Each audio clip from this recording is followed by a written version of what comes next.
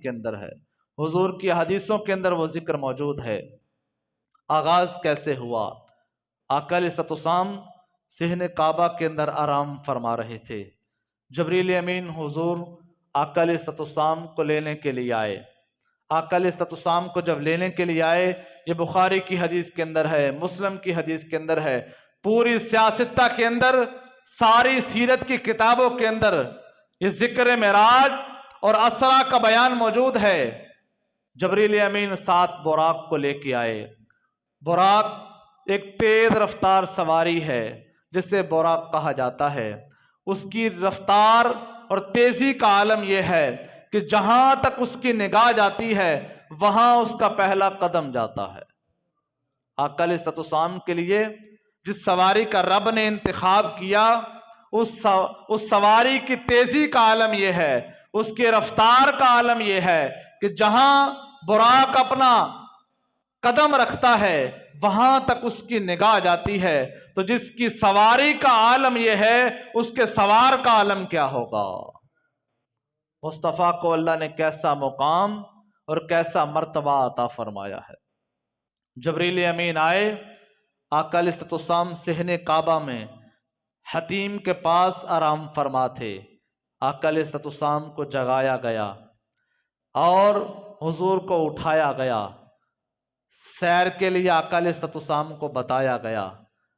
پھر تیاری شروع ہوئی۔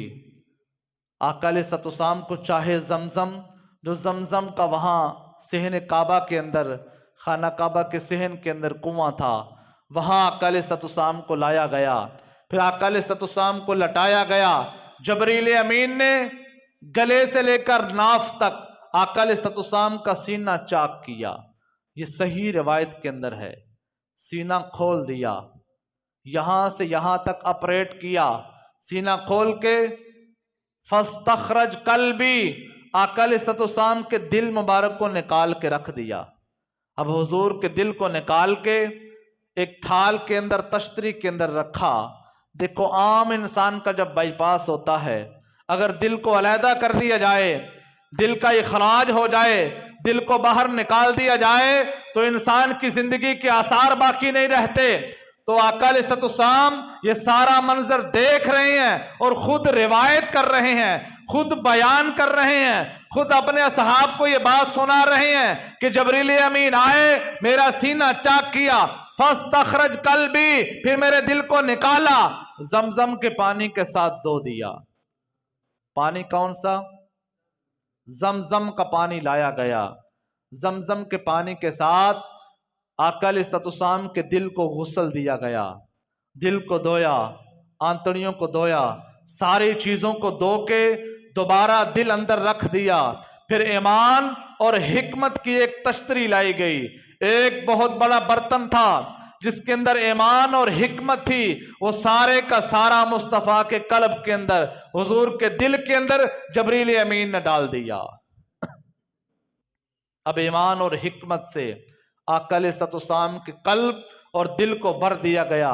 ایک اور روایت کے اندر آتا ہے، حضور نے ارشاد فرمایا، یہاں تک ایمان و حکمت میرے دل کے اندر ڈالا گیا کہ میں گلے تک اور میری رگوں تک جو ہے یہ بالکل مکمل ہو گیا، کوئی جگہ باقی نہ رہی۔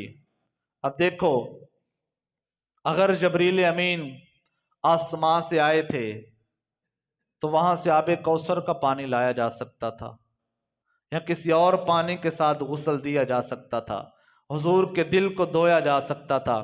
اس پانی کو یہ فضیلت حاصل ہے، زمزم کے پانی کو، کہ جس کے ساتھ اسماعیل علیہ السلام کی ایڑی لگی ہے، اماں ہاجرہ کی چہل قدمی کے ساتھ، اماں ہاجرہ کی دعا کے صدقے، اماں ہاجرہ کی دوڑ کے صدقے، اسماعیل علیہ السلام کے لیے جو مکہ کے پہاڑوں صفا اور مروہ کے درمیان سے پانی نکلا، جسے زمزم کا پانی کہا جاتا ہے، اسے بھی یہ فضیلت اللہ تعالیٰ نے عطا فرمائی کہ مصطفیٰ کے دل کو دھونے کے لیے اگر کوئی پانی استعمال ہوا ہے تو وہ زمزم کا پانی استعمال ہوا ہے۔ اس کو اتنی شان عطا کی گئی، اس لیے حضور نے ارشاد فرمایا، ھذا دواء ھذا غذاء ھذا شفاء، یہ پانی دوا بھی ہے، یہ غذا بھی ہے اور یہ شفا بھی ہے۔ اللہ تعالیٰ نے اس پانی کو اتنی شان اور اتنا مرتبہ عطا فرمایا ہے۔ پھر آقا علیہ الصلوۃ والسلام کو جب غسل دیا گیا، حضور کے سینے کو یہاں گلے سے لے کر ناف تک سلائی کر دیا گیا، سلائی کر کے آقا علیہ الصلوۃ والسلام کو براق کے اوپر سوار کیا گیا۔ آقا علیہ الصلوۃ والسلام سے ایک حدیث مروی ہے، ایک صحابی روایت کرتے ہیں کہ گلے سے لے کر ناف تک آقا علیہ الصلوۃ والسلام کا سینہ جو جبریل امین نے چاک کیا تھا، وہاں سلائی کے نشان موجود تھے۔ اب دیکھیں کچھ لوگ اعتراض کرتے ہیں کہ یہ حضور کا جو معراج کا سفر تھا یہ سارا خواب کے اندر تھا، سفر معراج خواب کے اندر تھا۔ اگر سفر معراج خواب کے اندر ہوتا تو پھر آقا علیہ الصلوۃ والسلام کے سینہ اطہر کے اوپر جو سلائی کے نشان تھے وہ موجود نہ ہوتے۔ رات کو میں اور آپ اگر کوئی خواب دیکھیں، کسی نے اپنے آپ کو پانی میں گرتا ہوا دیکھا تو صبح وہ بستر کے اوپر ہوتا ہے، پانی کے اندر نہیں ہوتا، کیونکہ خواب دیکھی ہے۔ رات کو کسی نے خواب کے اندر کوئی چوٹ لگی، خون بہہ گیا، اگر صبح آنکھ کھلی تو ایسے کوئی آثار نظر نہیں آتے، کیونکہ یہ خواب ہوتا ہے۔ اور دوسری بڑی دلیل یہ ہے کہ اگر یہ سفر معراج خواب کے اندر ہوتا تو کوئی کافر اس کا اعتراض نہ کرتا۔ اگر حضور ارشاد فرماتے میں خواب کے اندر مکہ سے بیت المقدس گیا، وہاں سے راتوں رات واپس آیا، تو کوئی کافر انکار نہ کرتا۔ خواب کے اندر کوئی کہاں بھی جا سکتا ہے۔ حضور نے جسم کے ساتھ جاگتی ہوئی آنکھوں کے اندر، بیداری کے اندر یہ سفر طے کیا، جس کے اوپر کفار مکہ نے اعتراض کیا تھا کہ یہ 40 دن کا سفر بنتا ہے، اور آپ یہ بیان کر رہے ہیں لیلا من المسجد الحرام الی المسجد الاقصی، کہ رات کے تھوڑے سے حصے کے اندر میں یہاں سے مکہ المکرمہ سے مسجد اقصی چلا گیا، پھر وہاں نبیوں کی امامت کروائی، اور پھر میں پلٹ کے واپس آ گیا، اور یہ رات کا قلیل حصہ ہے، ہم اس کے اوپر کیسے بات آپ کی مان لیں، آپ کی بات کی تصدیق کیسے کریں؟ تو اللہ تعالیٰ نے قرآن کے اندر یہ بیان کر دیا۔ اگر کوئی اس کے اوپر اعتراض کرے تو سب سے پہلے لفظ سبحان پہ اعتراض آتا ہے۔